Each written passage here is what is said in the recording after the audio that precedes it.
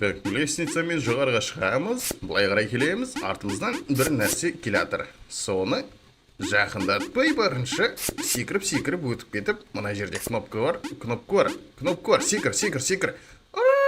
Есіктен әрмен қарай бізді алып кетті. Асқаннан кейін жаңа мен қай жерге кіргенімді өзімде түсінбей қалдым. Бірақ та ситуацияға байланысты, давай секіріп көрейік, секір. Өт.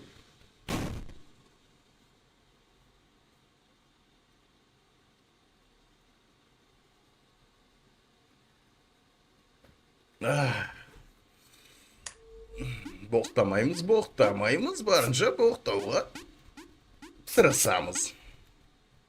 Давай, жүгіреміз, секіреміз, мінеміз, давай, басамыз. Мына жерде қалай? Мені по-любому өлтіреді. Мына жерде блок невидимый деген қалай етті?